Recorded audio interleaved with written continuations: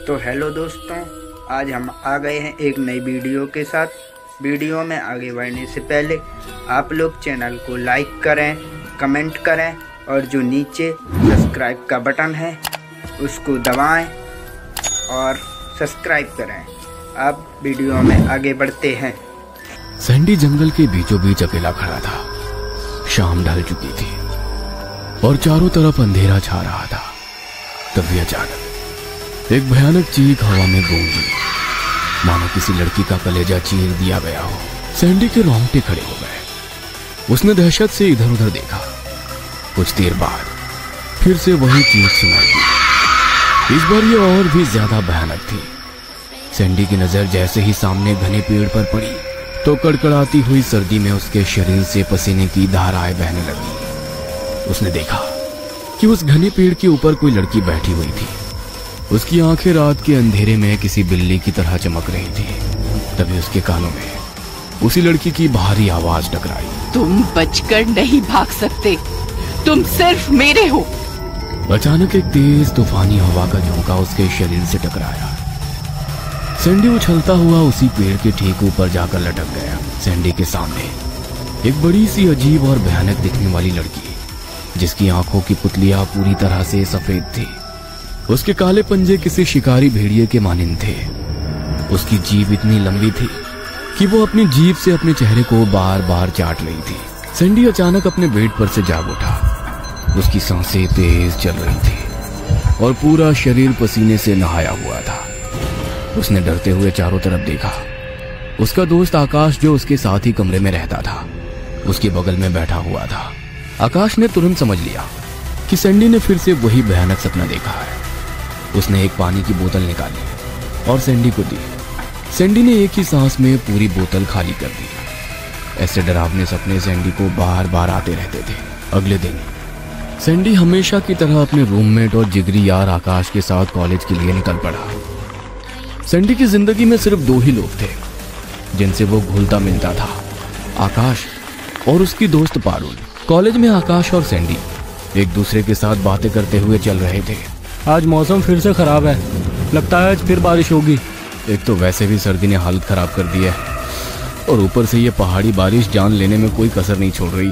तभी उनकी नजर सामने खड़ी पारुल पर पड़ी, जो अपनी ब्लैक जीन्स में किसी फैशन डिवा की तरह खड़ी थी।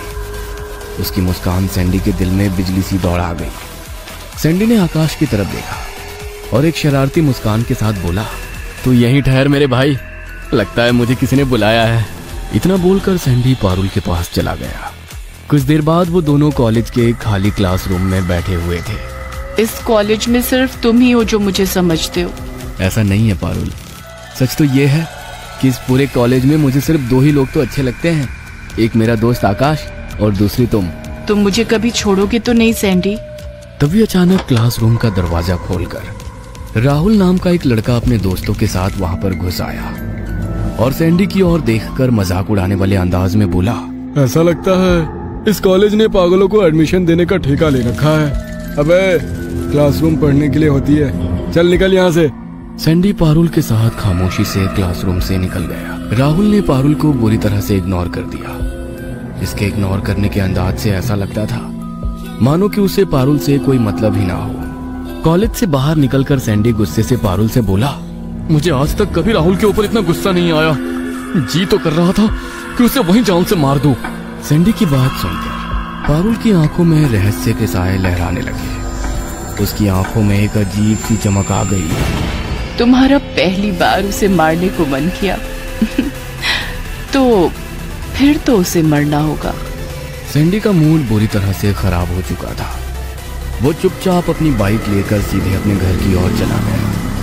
शाम के समय राहुल अपनी बाइक को दौड़ाए जा रहा था। तभी अचानक राहुल की बाइक के सामने सैंडी आकर सम्मोहित अवस्था में खड़ा हो गया।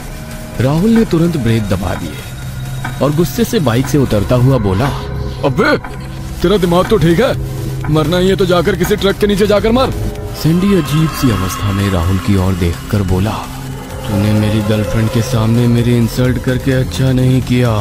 सैंडी की बात सुनकर राहुल के चेहरे पर फिर से मजाक उड़ाने वाली मुस्कान आ गई। अबे कौन सी गर्लफ्रेंड, कैसी गर्लफ्रेंड? सारा कॉलेज जानता है तू पागल है। अकेले अकेले बातें करता है। शायद तुझे अभी तक इस बात का एहसास नहीं हुआ कि तुझे कॉलेज छोड़े हुए एक जमाना हो गया। तभी सैंडी अपना सर पकड़कर घुटनों के बल बैठकर दर्द से बुरी तरह से चीखने लगा। अचानक सैंडी के सर से खून का फवारा फूट पड़ा और उसके अंदर से काला धुआं निकलकर राहुल के इर्द गिर्द मंडराने लगा। अगले ही पल उस काले धुएं ने एक बेहद खौफनाक डायन जैसी दिखने वाली लड़की की आकृति धारण कर ली। राहुल की आंखें ये देखकर दहशत से फटी की फटी रह गई। ये क्या बला है? राहुल ने इतना कहा ही था कि तभी उस भयानक बला ने अपने पंजों से राहुल के ऊपर वार कर दिया और उसे हवा में बुरी तरह से उछाल दिया। राहुल हवा में उड़ता हुआ एक पेड़ की नुकीली शाख से जा टकराया। उसकी चीख जंगल में गूंज गई। सैंडी अचानक बेहोश हो गया। अगले ही पल सैंडी की आंख उसके घर के उसके बेडरूम में खुली। सैंडी के सामने आकाश खड़ा हुआ था जो उसे घूरे जा रहा था। क्या हुआ सैंडी? क्या तुमने फिर से कोई भयानक सपना देखा? समझ नहीं आता कि मैंने अभी तक जो देखा उसे सपना कहूँ या सत्य कहूँ, लेकिन वो जो भी था बहुत वास्तविक लगा। अचानक सैंडी की नजर अपने हाथों में चली गई। सैंडी के हाथ पूरी तरह से खून से रंगे हुए थे। अपने हाथों में खून सना हुआ देखकर सैंडी को बुरी तरह से चक्कर आते हुए महसूस होने लगे। अचानक उसने फिर से अपने आप को बेहोशी की गहराइयों की गर्त में जाता हुआ महसूस किया और वो बेहोश हो गया। कुछ देर बाद सैंडी की आंख उसके बिस्तर पर खुली, मगर उसके दोनों हाथ बंधे हुए थे और सामने खड़ा एक डॉक्टर बड़े ही रहस्यमय अंदाज में सैंडी की ओर घूरे जा रहा था। सैंडी उसकी ओर देखकर चीखता हुआ बोला, मुझे आखिर बांध कर क्यों रखा है डॉक्टर? और कौन हो तुम? कितनी बार तुम्हें बताऊं सैंडी कि मेरा नाम डॉक्टर दिव्यांश है। मेरा दोस्त आकाश कहाँ गया? ये सब क्या हो रहा है? सैंडी, तुम्हारे साथ कोई नहीं रहता। तुम्हें अब समझना होगा कि तुम्हारे दोस्त आकाश को मरे हुए कई वर्ष गुजर गए हैं। हमने तुम्हारा इलाज करने की बहुत कोशिश की, लेकिन सुधार नहीं हो रहा। क्या कहना चाहते हैं आप? सैंडी, हमने इलाज की हर तरीके अपनाए, तुम्हें खुला छोड़ दिया, यहाँ तक कि तुम्हें कॉलेज भी जाने दिया, लेकिन तुम जहाँ भी जाते हो वहाँ मौत लेकर जाते हो। इसलिए हमने फैसला किया है कि आज से तुम पागल खाने जाओगे। तुम्हारी वजह से तुम्हारे कॉलेज का स्टूडेंट राहुल मारा गया। इतना बोलकर उस डॉक्टर के चेहरे पर भयानक मुस्कान आ गई और देखते ही देखते वो एक सुंदर लड़की के रूप में परिवर्तित हो गया। आखिर मेरे साथ क्या हो रहा है? कौन हो तुम? यक्षिणी। तुम हर बार भूल जाते हो और हर बार मुझे तुम्हें याद दिलाना पड़ता है। अचानक सैंडी की आंखों में फिर से अंधेरा छा गया और उसकी आंखों के सामने कुछ पुराने दृश्य चलने लगे। सैंडी गुस्से से एक जंगल में किताब पकड़े चला जा रहा था कि तभी उसका साथी आकाश उससे बोला, ये पागलपन है सैंडी। उस साधु ने कहा था कि अगर तू यक्षिणी साधना करेगा तो तेरी जिंदगी तबाह हो जाएगी। मैं पारुल से बहुत ज्यादा प्यार करता था। पारुल मुझे इस दुनिया में अकेला छोड़कर कैसे जा सकती है? मैं यक्षिणी साधना करूंगा और पारुल को दोबारा पाऊंगा। तुझे मेरा साथ देना है तो दे, नहीं तो जा। इतना बोलकर सैंडी आंखें बंद करके एक घने पेड़ के नीचे बैठकर किताब में लिखे हुए पुराने मंत्रों को बुदबुदाने लगा।